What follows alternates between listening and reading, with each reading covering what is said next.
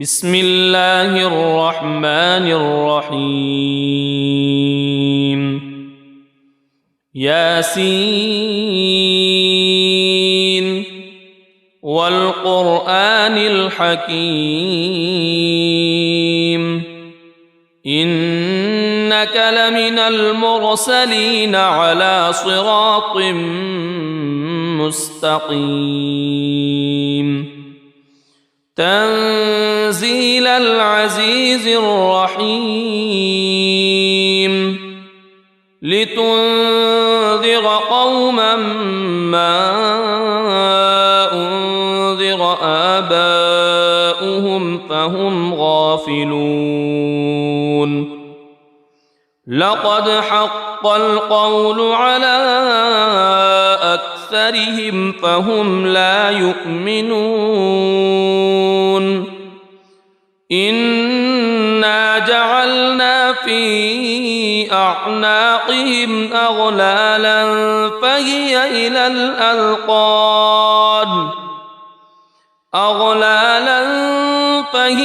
إلى الأذقان فهم مقمحون وجعلنا من بين أيديهم سدا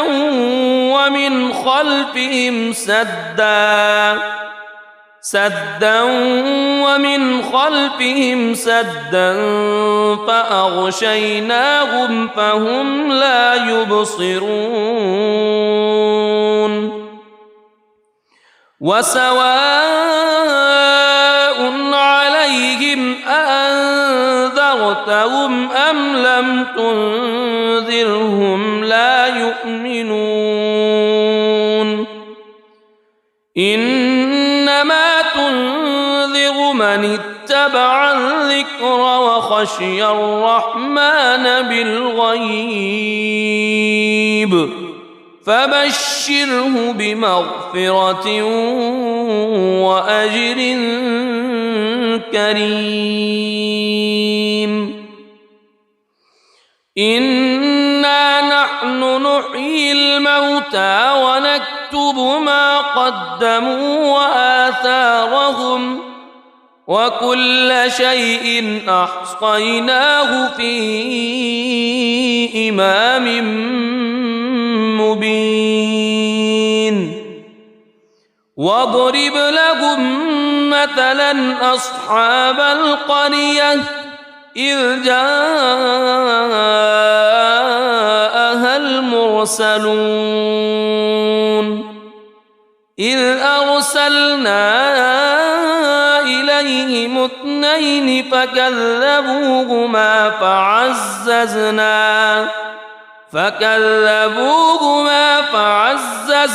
بثالث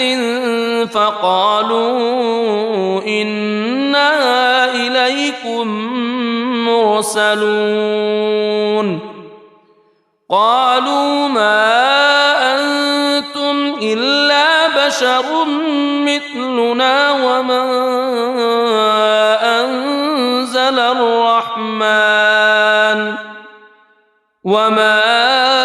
أنزل الرحمن من شيء إن أنتم إلا تكذبون قالوا ربنا يعلم إنا إليكم لمرسلون وما علينا إلا البلاغ المبين قالوا إنا تطيرنا بكم لئن لم تنتهوا لنرجمنكم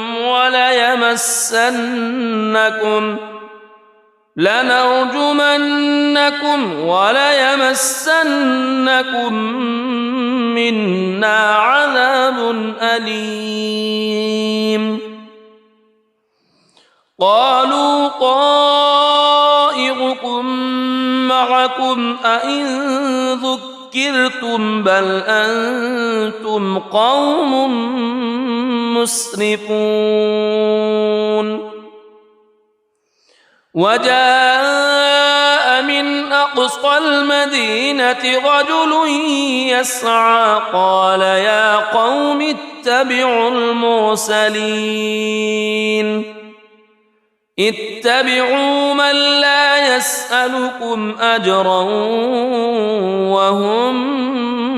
مهتدون وما لي لا أعبد الذي فطرني وإليه ترجعون أأتخذ من دونه آلهة إن يردني الرحمن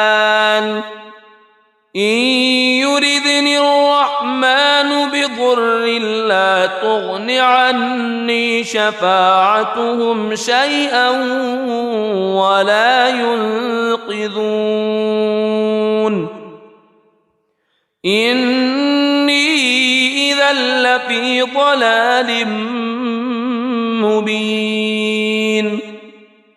إني آمنت بربكم فاسمعون قيل ادخل الجنة قال يا ليت قومي يعلمون بما غفر لي ربي وجعلني من المكرمين وما أنزلنا على قومه من بعده من جند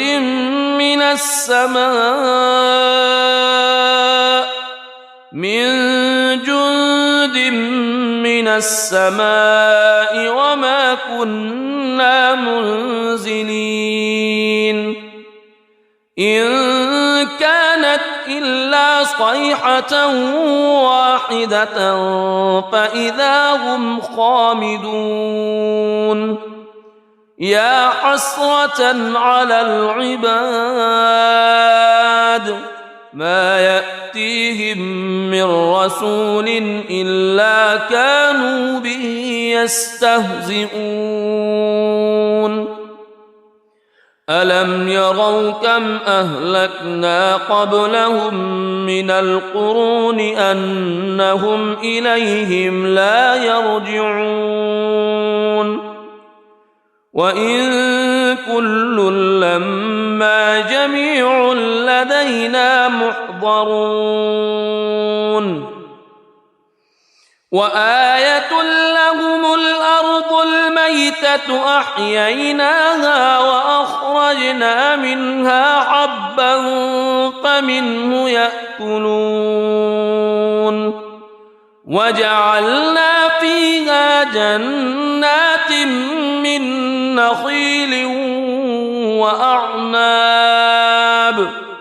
من نخيل وأعناب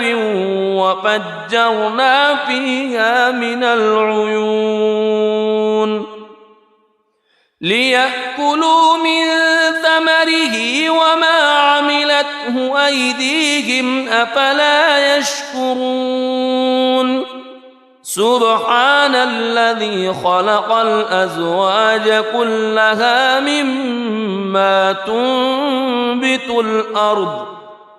مما تنبت الأرض ومن أنفسهم ومما لا يعلمون وآية لهم الليل نسلخ منه النهار فإذا هم مظلمون والشمس تجري لمستقر لها ذلك تقدير العزيز العليم والقمر قدرناه منازل حتى عاد كالعرجون القديم لا الشمس ينبغي لها أن تدرك القمر ولا الليل سابق النهار وكل في فلك يسبحون وآية لهم أنا حملنا ذريتهم في الفلك المشحون وخلقنا لهم من مثله ما يركبون وإن نشأ نغرقهم فلا صريخ لهم ولا هم ينقذون إلا رحمة منا ومتاعا إلى حين وإذا قيل لهم اتقوا ما بين أيديكم وما خلفكم لعلكم ترحمون وما تأتيهم من آية من آيات ربهم إلا كانوا عنها معرضين وإذا قيل لهم أنفقوا مما رزقكم الله قال الذين كفروا للذين آمنوا أنطعم من لو يشاء الله أطعمه إن أنتم إلا في ضلال مبين ويقولون متى هذا الوعد إن كنتم صادقين ما ينظرون إلا صيحة واحدة تأخذهم وهم يخصمون فلا يستطيعون توصية ولا إلى أهلهم يرجعون ونفخ في الصور فإذا هم من الأجداث إلى ربهم ينسلون قالوا يا ويلنا من بعثنا من مرقدنا هذا ما وعد الرحمن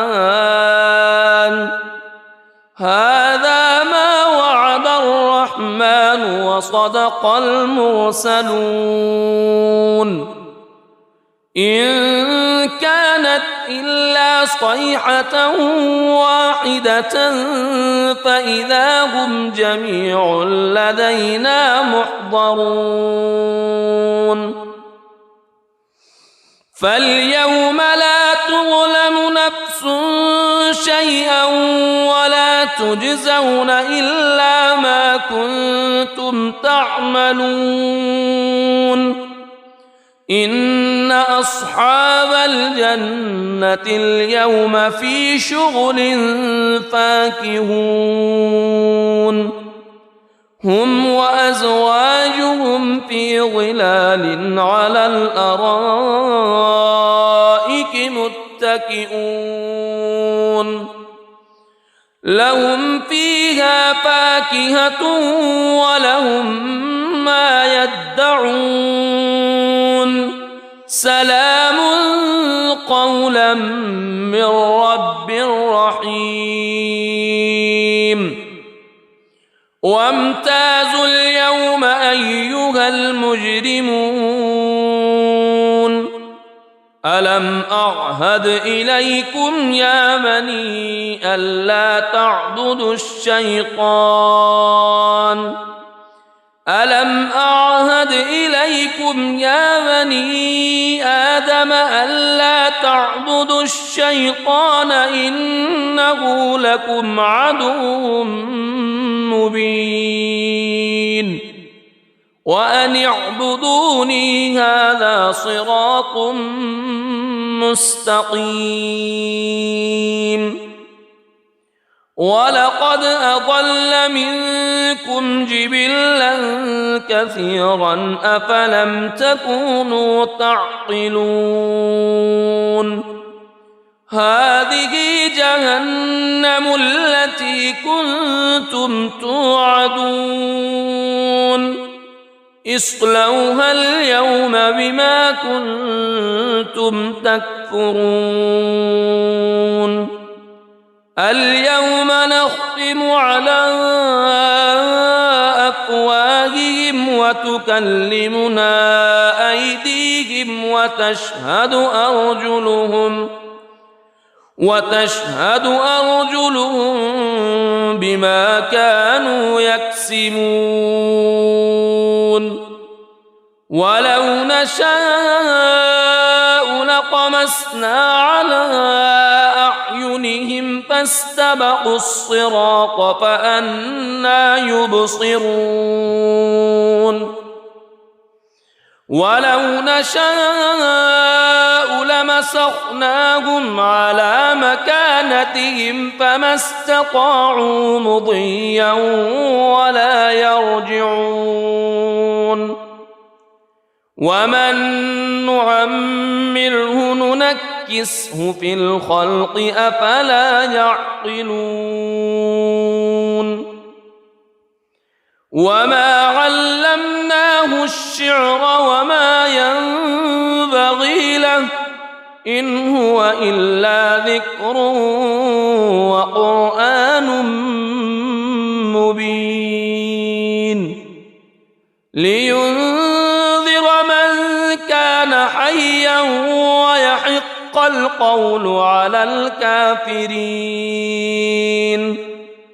أولم يروا أنا خلقنا لهم مما عملت أيدينا أنعاما فهم لها مالكون وذللناها لهم فمنها ركوبهم ومنها يأكلون ولهم فيها منافع ومشارب أفلا يشكرون واتخذوا من دون الله آلهة لعلهم ينصرون لا يستطيعون نصرهم وهم لهم جند محضرون فلا يحزنك قولهم إنا نعلم ما يسرون وما يعلنون أولم ير الإنسان أنا خلقناه من نطفة فإذا هو خصيم مبين وضرب لنا مثلا ونسي خلقه قال من يحيي العظام وهي رميم قل يحييها الذي أنشأها أول مرة وهو بكل خلق عليم الذي جعل لكم من الشجر الأخضر نارا فإذا أنتم منه توقدون أوليس الذي خلق السماوات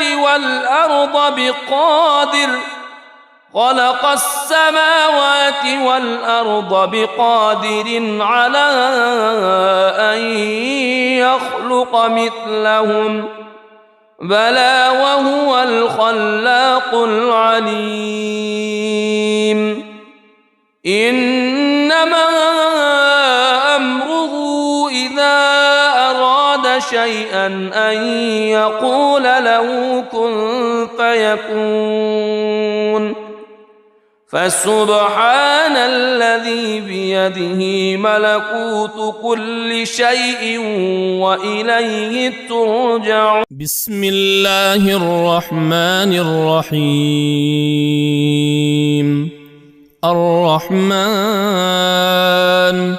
علم القرآن خلق الإنسان علمه البيان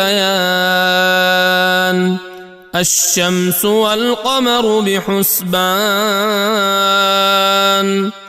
والنجم والشجر يسجدان والسماء رفعها ووضع الميزان ألا تطغوا في الميزان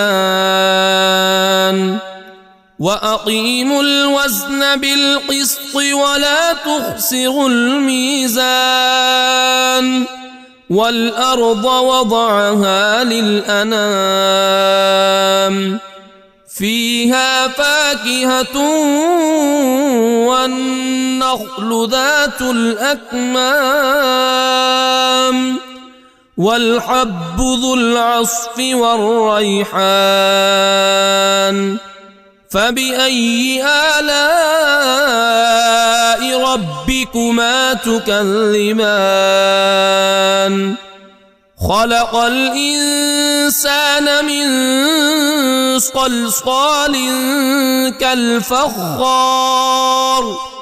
وخلق الجان من مارج من نار فبأي آلاء ربكما تكذبان رب المشرقين ورب المغربين فبأي آلاء ربكما تكذبان مرج البحرين يلتقيان بينهما برزخ لا يبغيان فبأي آلاء ربكما تكذبان يخرج منهما اللؤلؤ والمرجان فبأي آلاء ربكما تكذبان وله الجوار المنشآت في البحر كالأعلام فبأي آلاء ربكما تكذبان كل من عليها فان ويبقى وجه ربك ذو الجلال والإكرام فبأي آلاء ربكما تكذبان يسأله من في السماوات والأرض كل يوم هو في شأن فبأي آلاء ربكما تكذبان سنفرغ لكم أيها الثقلان فبأي آلاء ربكما تكذبان يا معشر الجن والإنس إن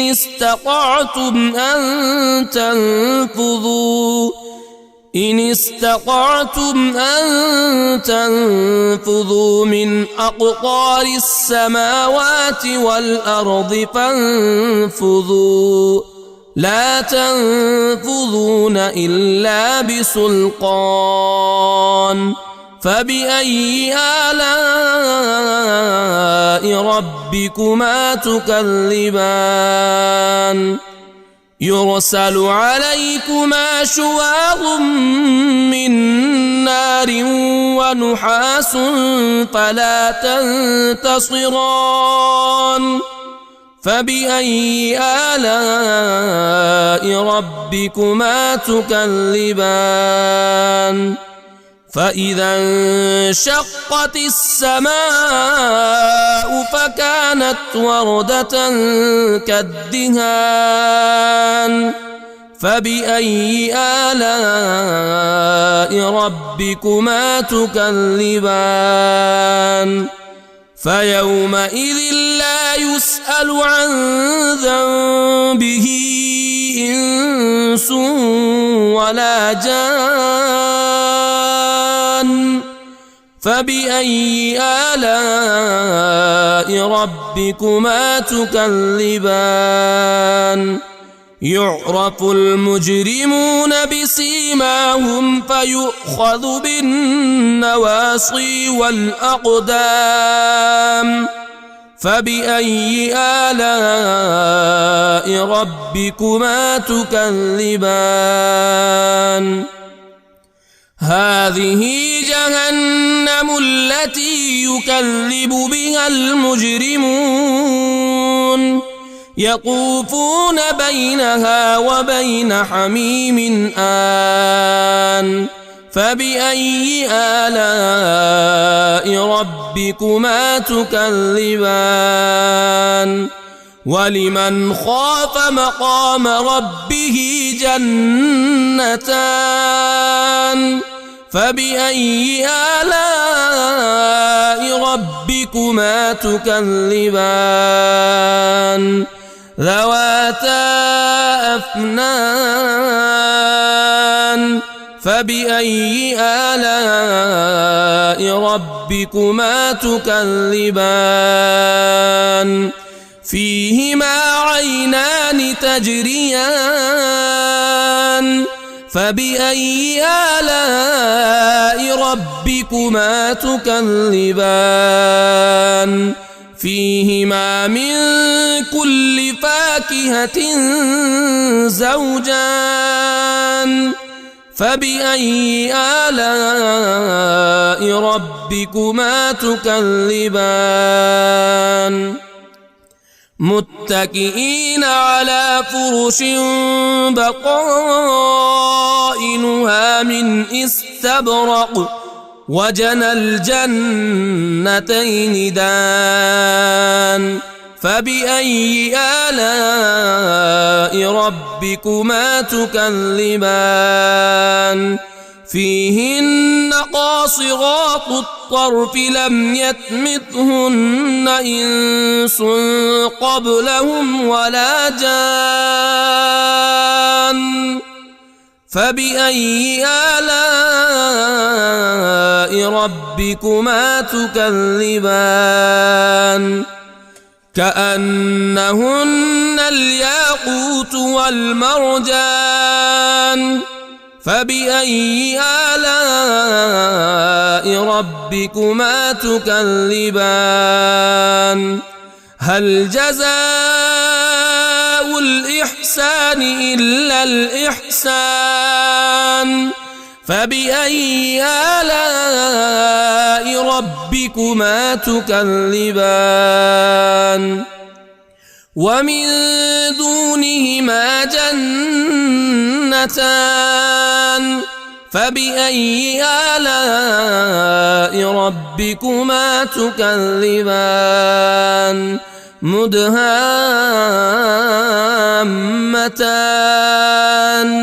فبأي آلاء ربكما تكذبان فيهما عينان نضاختان فبأي آلاء ربكما تكذبان فيهما فاكهة ونخل ورمان فبأي آلاء ربكما تكذبان فيهن خيرات حسان فبأي آلاء ربكما تكذبان حور مقصورات في الخيام فبأي آلاء ربكما تكذبان لم يطمثهن إنس قبلهم ولا جان فبأي آلاء ربكما تكذبان متكئين على رفرف خضر وعبقري حسان فبأي آلاء ربكما تكذبان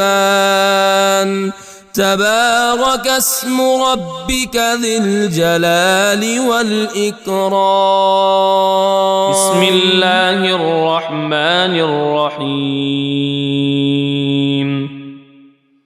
ياسين والقرآن الحكيم إنك لمن المرسلين على صراط مستقيم تنزيل العزيز الرحيم لتنذر قوما ما أنذر آباؤهم فهم غافلون لقد حق القول على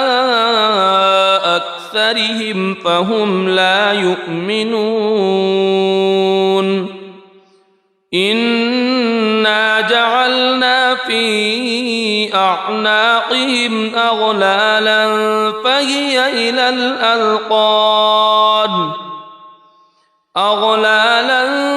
فهي إلى الأذقان فهم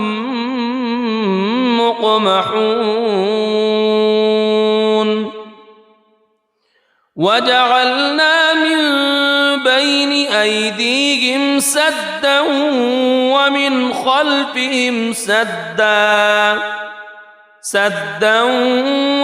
خلفهم سدا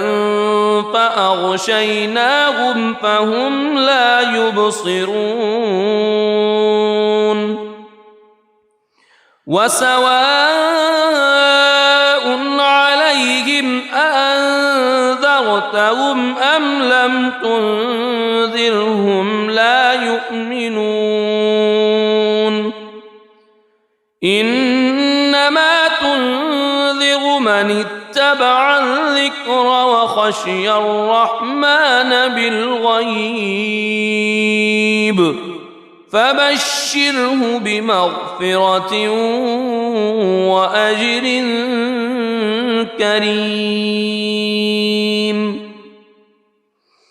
إنا نحن نحيي الموتى ونكتب ما قدموا وآثارهم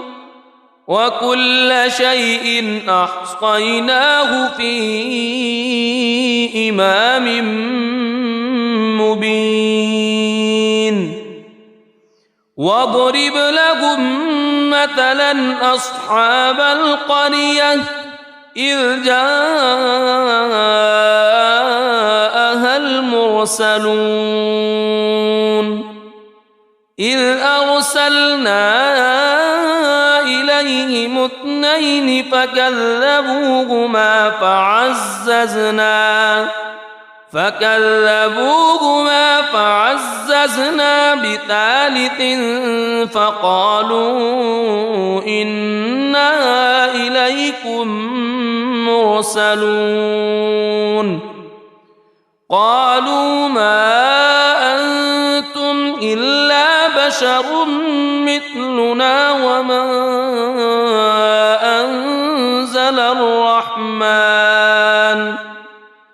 وما أنزل الرحمن من شيء إن أنتم إلا تكذبون قالوا ربنا يعلم إنا إليكم لمرسلون وما علينا إلا البلاغ المبين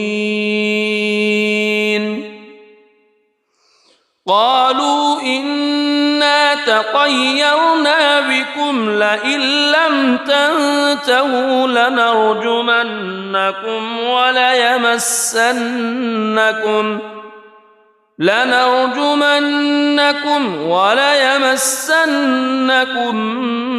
منا عذاب أليم قالوا طائركم معكم أئن ذكرتم بل أنتم قوم مسرفون وجاء من أقصى المدينة رجل يسعى قال يا قوم اتبعوا المرسلين اتبعوا من لا يسألكم أجرا وهم مهتدون وما لي لا أعبد الذي فطرني وإليه ترجعون أأتخذ من دونه آلهة إن يردني الرحمن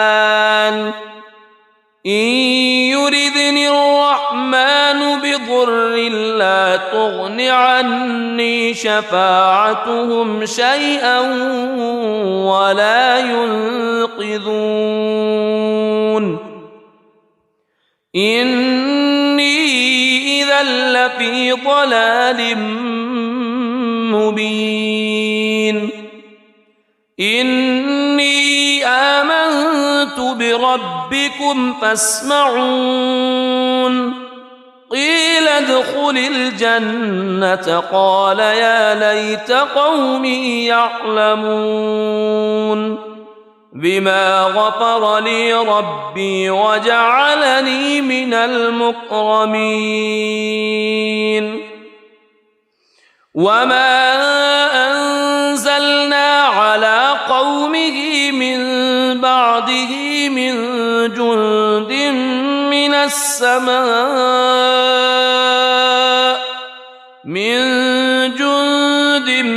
من السماء وما كنا منزلين إن كانت إلا صيحة واحدة فإذا هم خامدون يا حسرة على العباد ما يأتيهم من رسول إلا كانوا به يستهزئون ألم يروا كم أهلكنا قبلهم من القرون أنهم إليهم لا يرجعون وإن كل لما جميع لدينا محضرون وآية لهم الأرض الميتة أحييناها وأخرجنا منها حبا فمنه يأكلون وجعلنا فيها جنات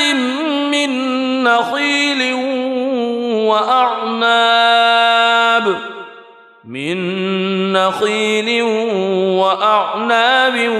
وفجرنا فيها من العيون ليأكلوا من ثمره وما عملته أيديهم أفلا يشكرون سبحان الذي خلق الأزواج كلها مما تنبت الأرض ومن أنفسهم ومما لا يعلمون وآية لهم الليل نسلخ منه النهار فإذا هم مظلمون والشمس تجري لمستقر لها ذلك تقدير العزيز العليم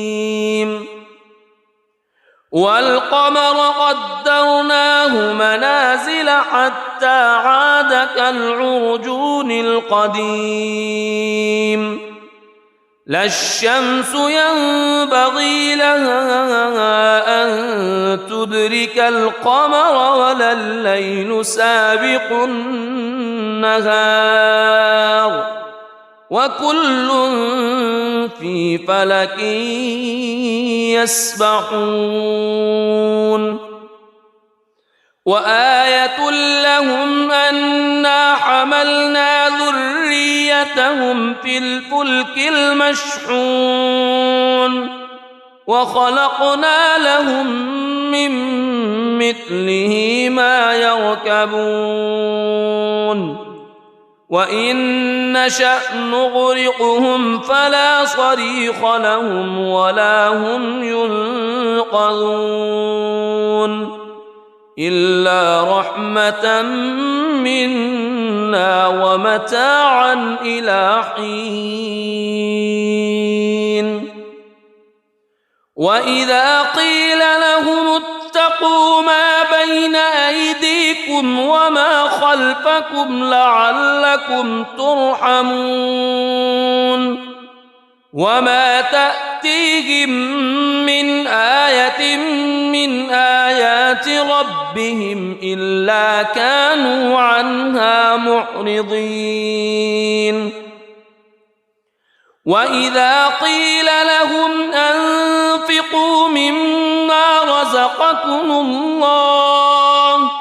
مما رزقكم الله قال الذين كفروا للذين آمنوا أنطعم من لو يشاء الله أطعمه إن أنتم إلا في ضلال مبين ويقولون متى هذا الوعد إن كنتم صادقين ما ينظرون إلا صيحة واحدة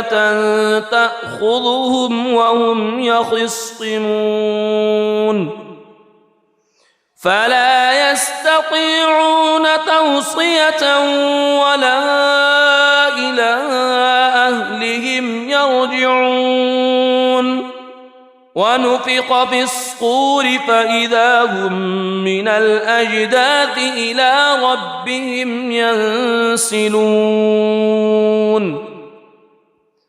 قالوا يا ويلنا من بعثنا من مرقدنا هذا ما وعد الرحمن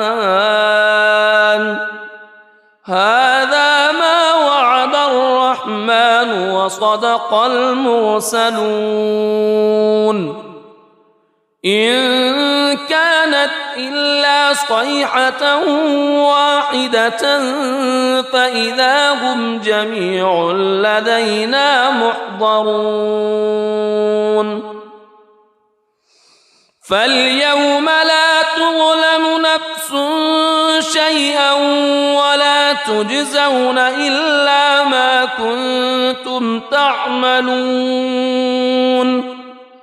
إن أصحاب الجنة اليوم في شغل فاكهون هم وأزواجهم في ظلال على الأرائك متكئون لهم فيها فاكهة ولهم ما يدعون سلام قولا من رب رحيم وامتازوا اليوم أيها المجرمون ألم أعهد إليكم يا بني ألا تعبدوا الشيطان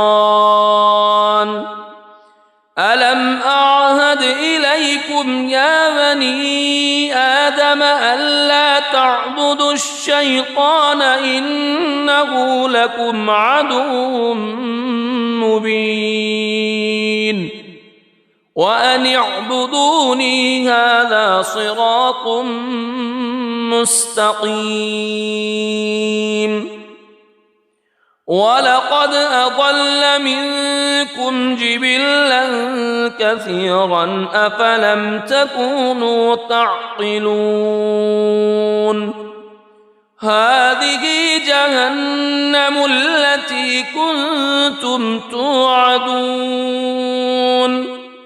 اصلوها اليوم بما كنتم تكفرون اليوم نختم على أفواههم وتكلمنا أيديهم وتشهد أرجلهم بما كانوا يكسبون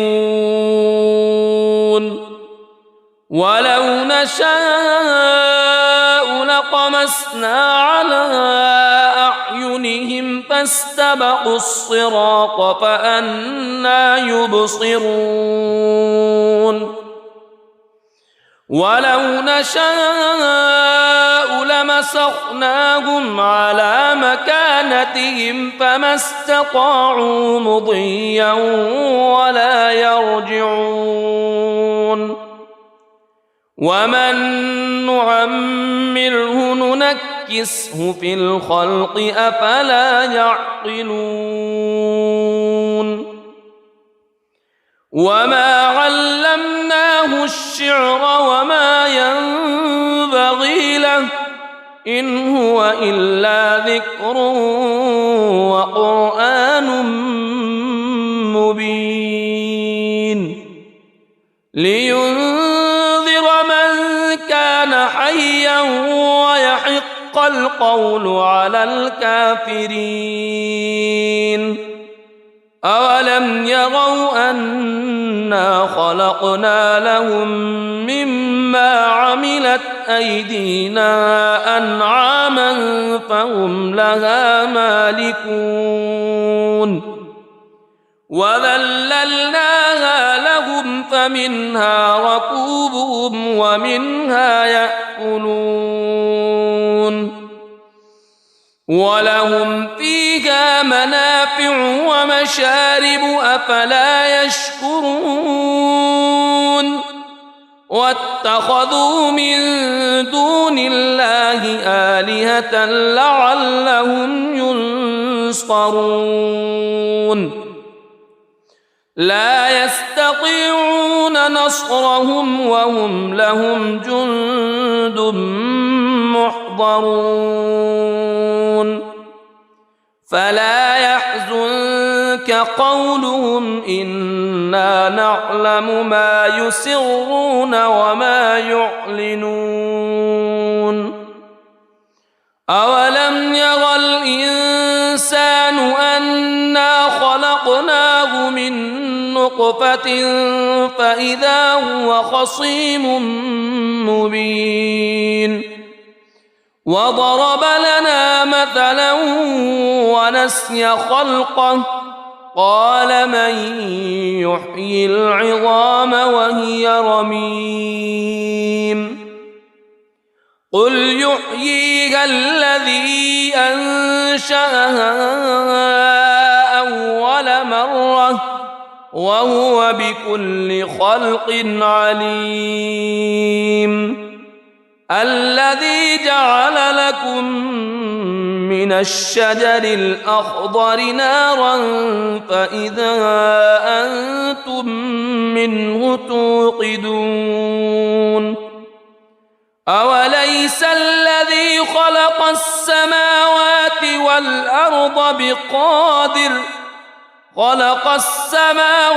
والأرض بقادر على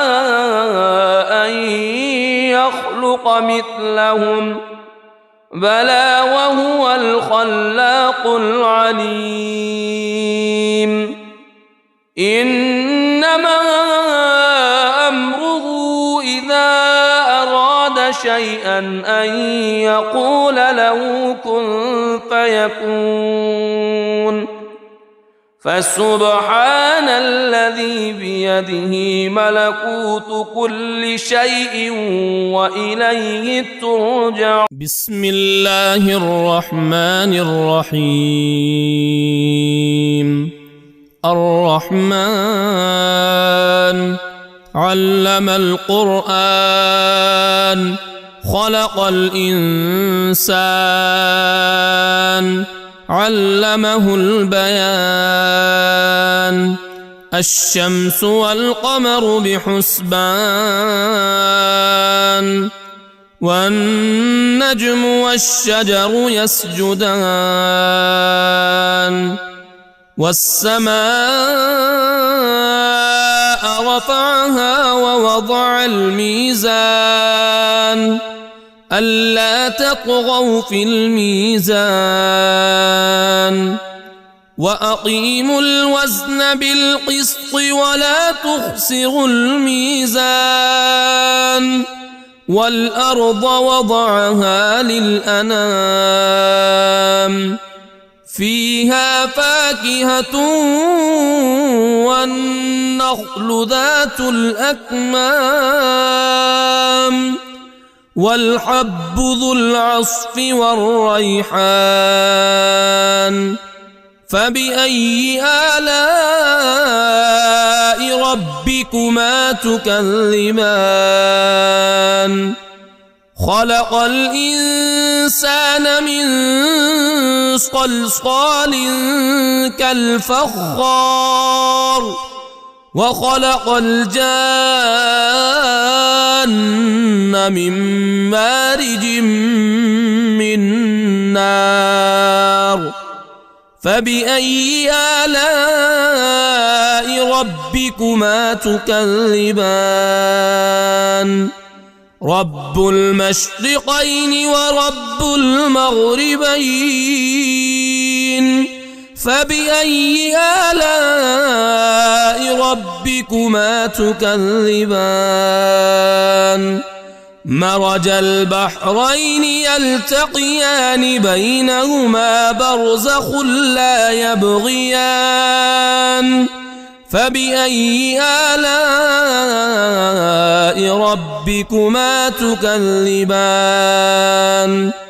يخرج منهما اللؤلؤ والمرجان. فبأي آلاء ربكما تكذبان؟ وله الجوار المنشآت في البحر كالأعلام. فبأي آلاء ربكما تكذبان؟ كل من عليها فان ويبقى وجه ربك ذو الجلال والإكرام. فبأي آلاء ربكما تكذبان؟ يسأله من في السماوات والأرض كل يوم هو في شأن. فبأي آلاء ربكما تكذبان؟ سنفرغ لكم أيها الثقلان. فبأي آلاء ربكما تكذبان؟ يا معشر الجن والإنس إن استطعتم أن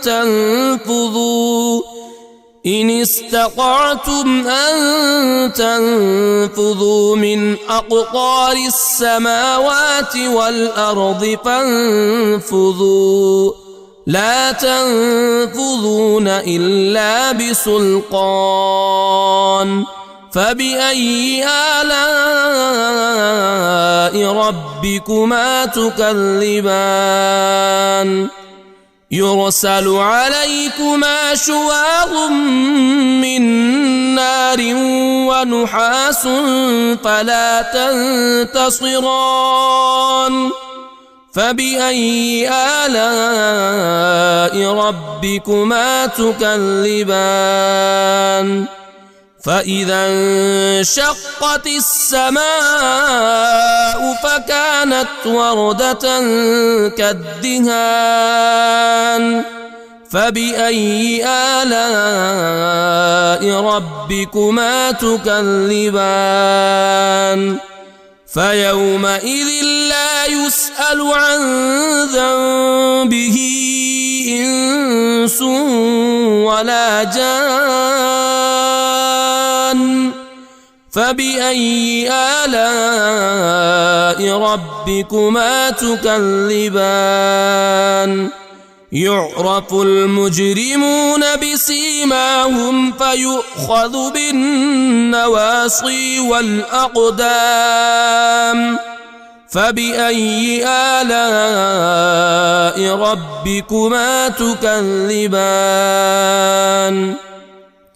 هذه جهنم التي يكذب بها المجرمون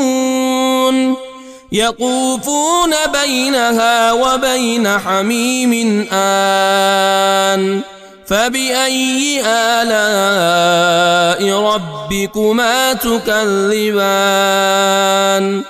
ولمن خاف مقام ربه جنتان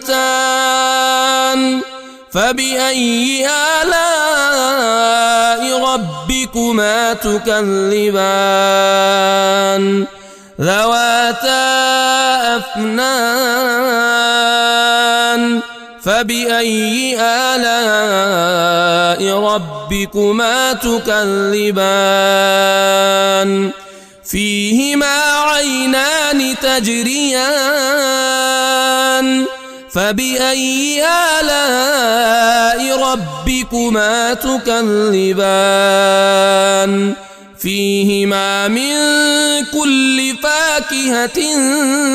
زوجان فبأي آلاء ربكما تكذبان متكئين على فرش بطائنها من استبرق وجنى الجنتين دان فبأي آلاء ربكما تكذبان فيهن قاصرات الطرف لم يطمثهن إنس قبلهم ولا جان فبأي آلاء ربكما تكذبان كأنهن الياقوت والمرجان فبأي آلاء ربكما تكذبان هل جزاء الإحسان إلا الإحسان فبأي آلاء ربكما تكذبان ومن دونهما جنتان فبأي آلاء ربكما تكذبان مدهامتان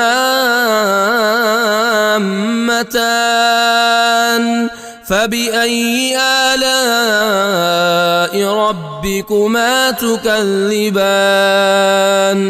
فيهما عينان نضاختان فبأي آلاء ربكما تكذبان فيهما فاكهة ونخل ورمان فبأي آلاء ربكما تكذبان فيهن خيرات حسان فبأي آلاء ربكما تكذبان حور مقصورات في الخيام فبأي آلاء ربكما تكذبان لم يطمثهن إنس قبلهم ولا جان فبأي آلاء ربكما تكذبان متكئين على رفرف خضر وعبقري حسان فبأي آلاء ربكما تكذبان تبارك اسم ربك ذي الجلال والإكرام بسم الله الرحمن الرحيم ياسين والقرآن الحكيم إنك لمن المرسلين على صراط مستقيم تنزيل العزيز الرحيم لتنذر قوما ما أنذر آباؤهم فهم غافلون لقد حق القول على أكثرهم فهم لا يؤمنون إنا جعلنا في أعناقهم أغلالا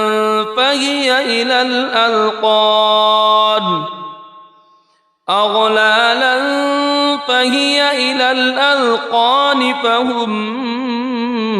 مقمحون وجعلنا من بين أيديهم سدا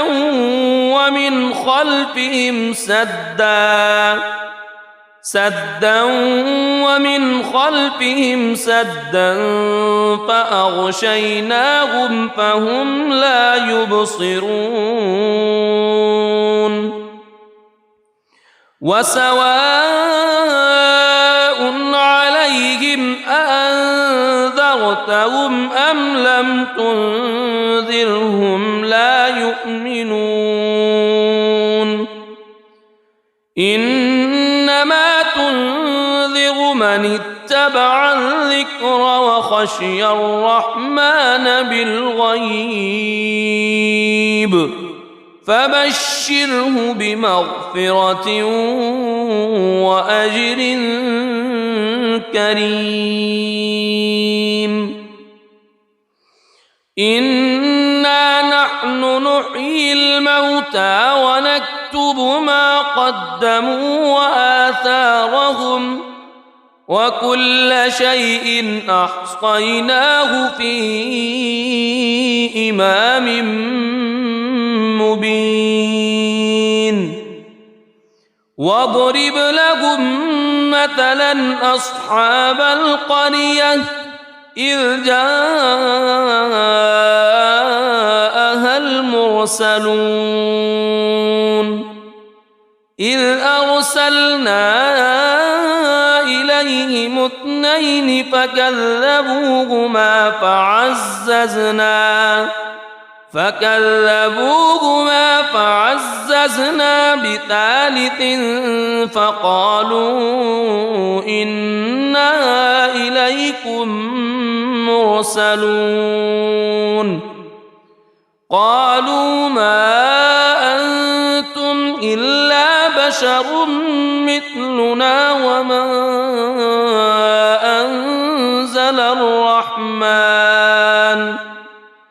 وما أنزل الرحمن من شيء إن أنتم إلا تكذبون قالوا ربنا يعلم إنا إليكم لمرسلون وما علينا إلا البلاغ المبين قالوا إنا تطيرنا بكم لئن لم تنتهوا لنرجمنكم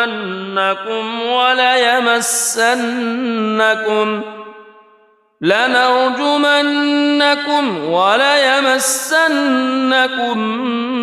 منا عذاب أليم قالوا طائركم معكم أئن ذكرتم بل أنتم قوم مسرفون وجاء من أقصى المدينة رجل يسعى قال يا قوم اتبعوا المرسلين اتبعوا من لا يسألكم أجرا وهم مهتدون وما لي لا أعبد الذي فطرني وإليه ترجعون أأتخذ من دونه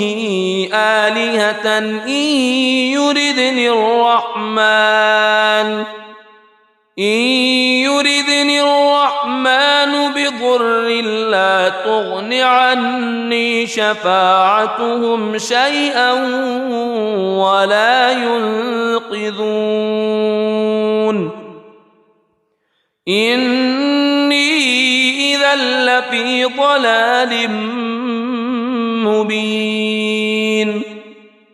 إني آمنت بربكم فاسمعون قيل ادخل الجنة قال يا ليت قومي يعلمون بما غفر لي ربي وجعلني من المكرمين وما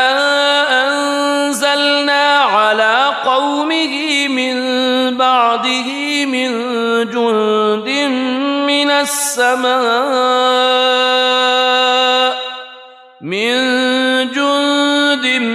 من السماء وما كنا منزلين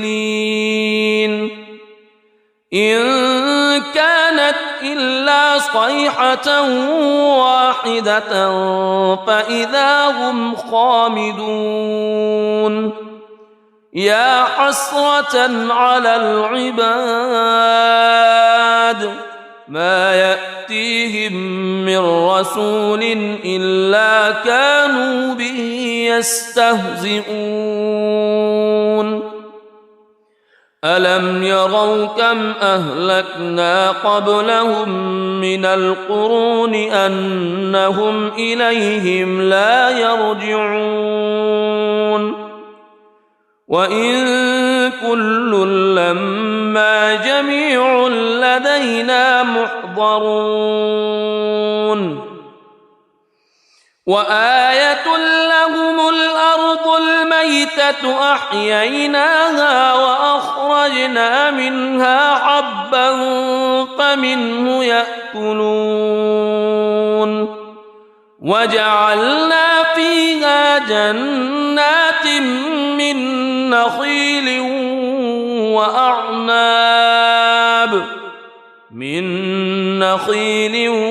وأعناب وفجرنا فيها من العيون ليأكلوا من ثمره وما عملته أيديهم أفلا يشكرون سبحان الذي خلق الأزواج كلها مما تنبت الأرض ومن أنفسهم ومما لا يعلمون وآية لهم الليل نسلخ منه النهار فإذا هم مظلمون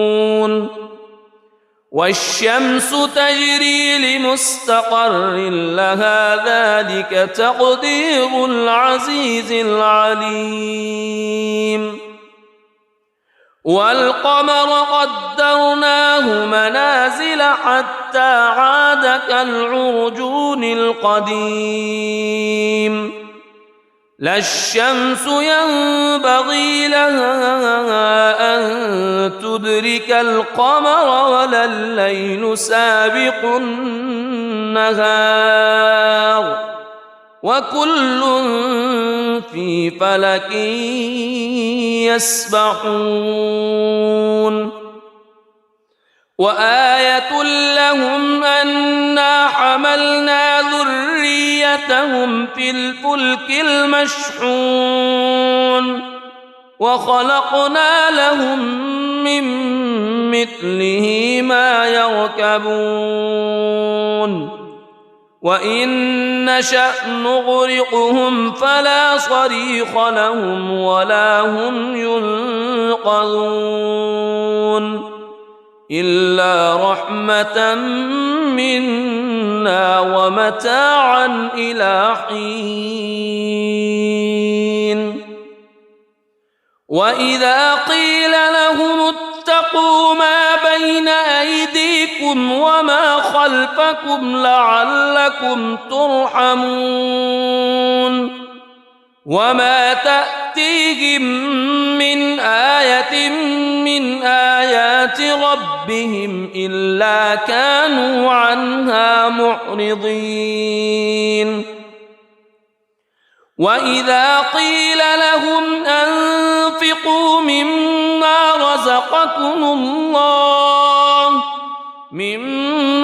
رزقكم الله قال الذين كفروا للذين آمنوا أنطعم من لو يشاء الله أطعمه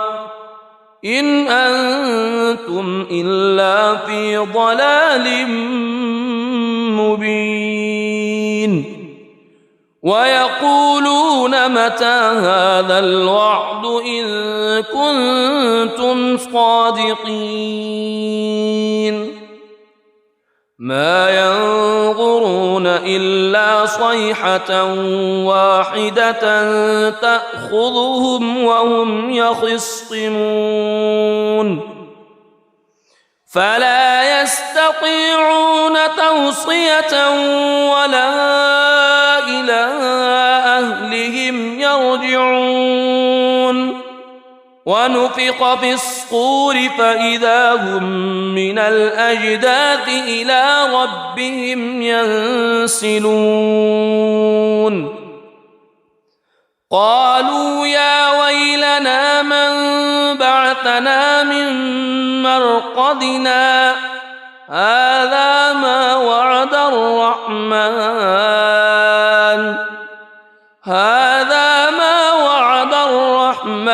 وصدق المرسلون إن كانت إلا صيحة واحدة فإذا هم جميع لدينا محضرون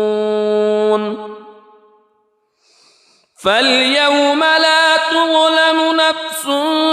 شيئا ولا تجزون إلا ما كنتم تعملون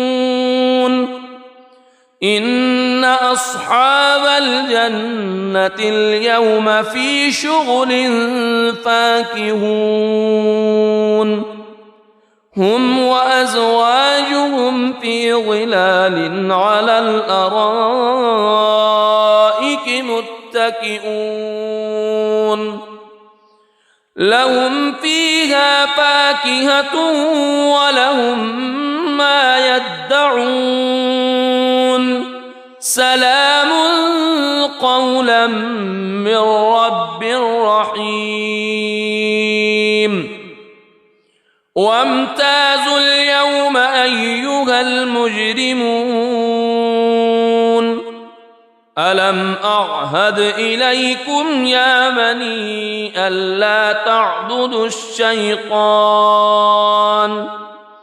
ألم أعهد إليكم يا بني آدم ألا تعبدوا الشيطان إنه لكم عدو مبين وأن اعبدوني هذا صراط مستقيم ولقد أضل منكم جبلا كثيرا أفلم تكونوا تعقلون هذه جهنم التي كنتم توعدون اصلوها اليوم بما كنتم تكفرون اليوم نختم على أفواههم وتكلمنا أيديهم وتشهد أرجلهم بما كانوا يكسبون ولو نشاء لطمسنا على أعينهم فاستبقوا الصراط فأنى يبصرون ولو نشاء لمسخناهم على مكانتهم فما استطاعوا مضيا ولا يرجعون ومن نعمره ننكسه في الخلق أفلا يعقلون وما علمناه الشعر وما ينبغي له إن هو إلا ذكر وقرآن مبين لينذر من كان حيا ويحق القول على الكافرين أولم يروا أنا خلقنا لهم مما عملت أيدينا أنعاما فهم لها مالكون وذللناها لهم فمنها ركوبهم ومنها يأكلون ولهم فيها منافع ومشارب أفلا يشكرون واتخذوا من دون الله آلهة لعلهم ينصرون لا يستطيعون نصرهم وهم لهم جند محضرون فلا يحزنك قولهم إنا نعلم ما يسرون وما يعلنون أولم يرى الإنسان أنا خلقناه من نطفة فإذا هو خصيم مبين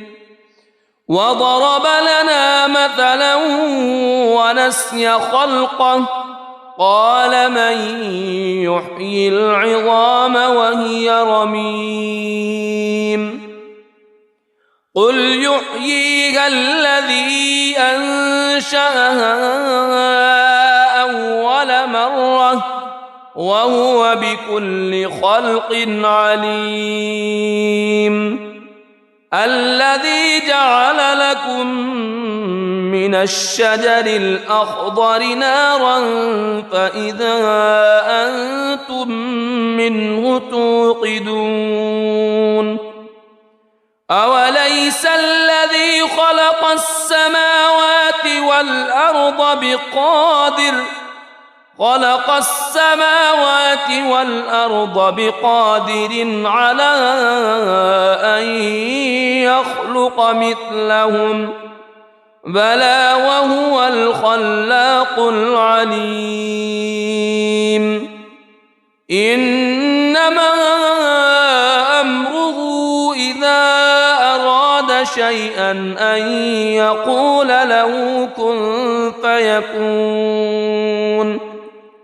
فسبحان الذي بيده ملكوت كل شيء وإليه ترجعون. بسم الله الرحمن الرحيم.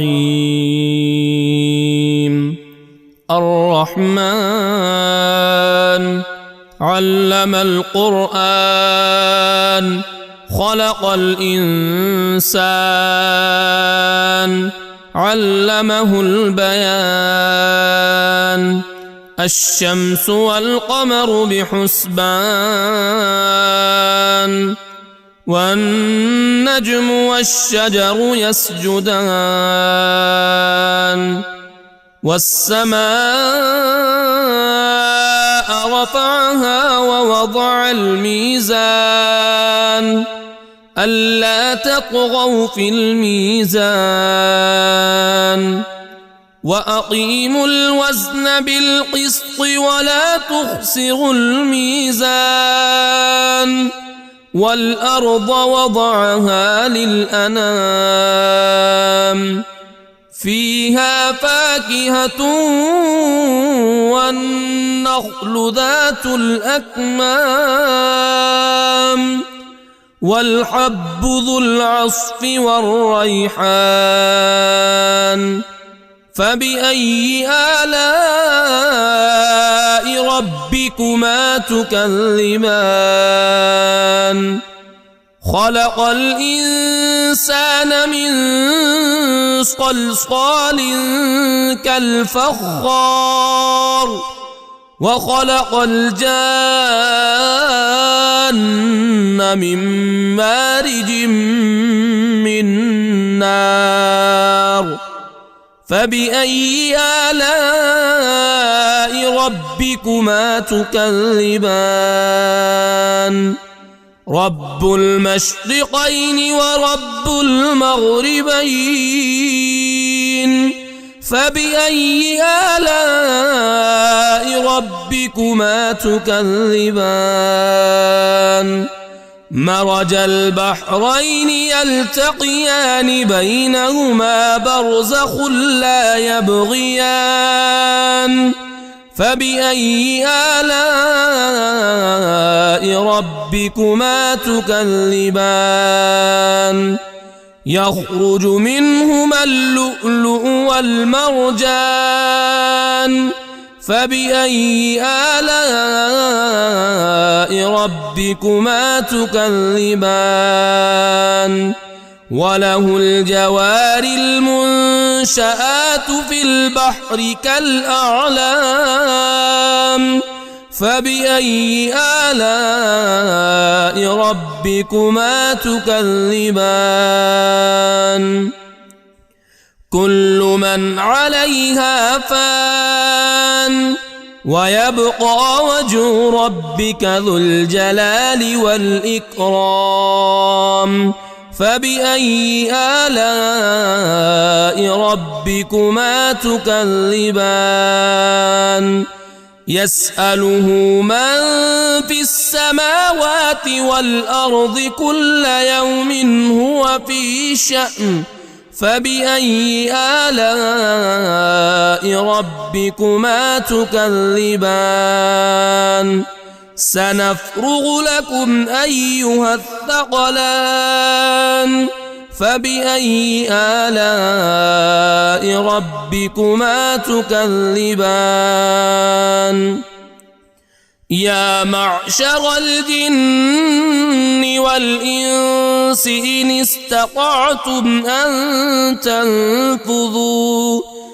إن استطعتم أن تنفذوا من أقطار السماوات والأرض فانفذوا لا تنفذون إلا بسلطان فبأي آلاء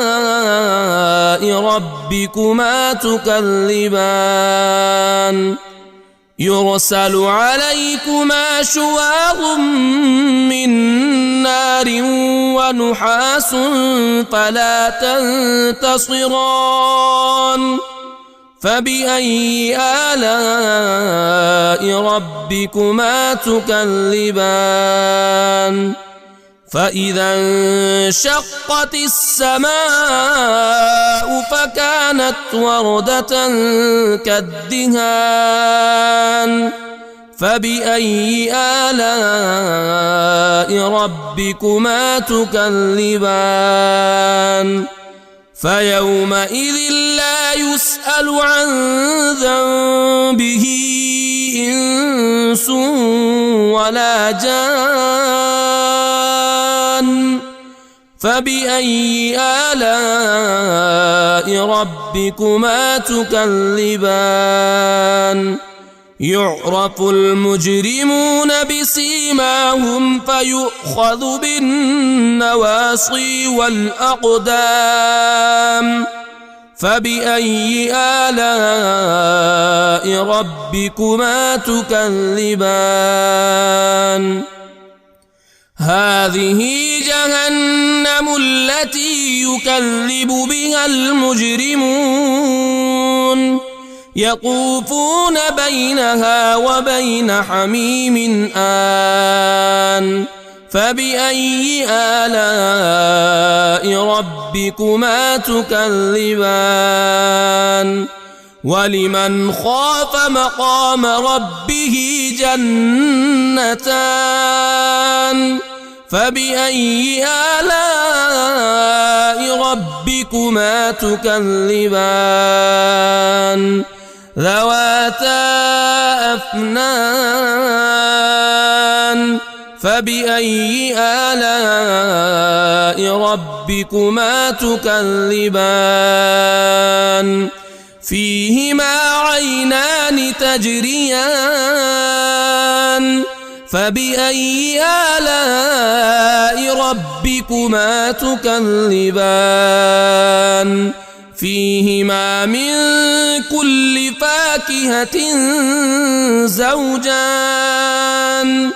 فبأي آلاء ربكما تكذبان متكئين على فرش بطائنها من استبرق وجنى الجنتين دان فبأي آلاء ربكما تكذبان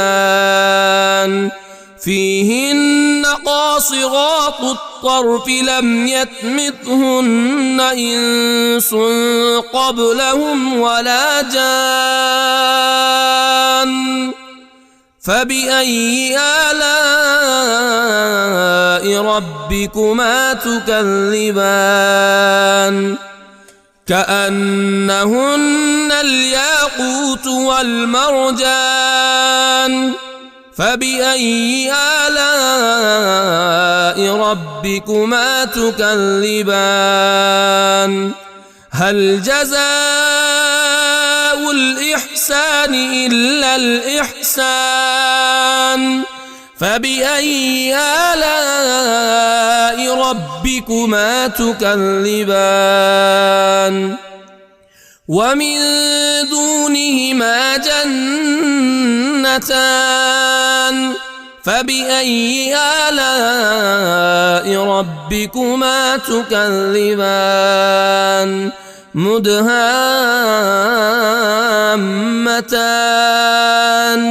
فبأي آلاء ربكما تكذبان فيهما عينان نضاختان فبأي آلاء ربكما تكذبان فيهما فاكهة ونخل ورمان ورمان فبأي آلاء ربكما تكذبان فيهن خيرات حسان فبأي آلاء ربكما تكذبان حور مقصورات في الخيام فبأي آلاء ربكما تكذبان لم يطمثهن إنس قبلهم ولا جان فبأي آلاء ربكما تكذبان متكئين على رفرف خضر وعبقري حسان فبأي آلاء ربكما تكذبان تبارك اسم ربك ذي الجلال والإكرام.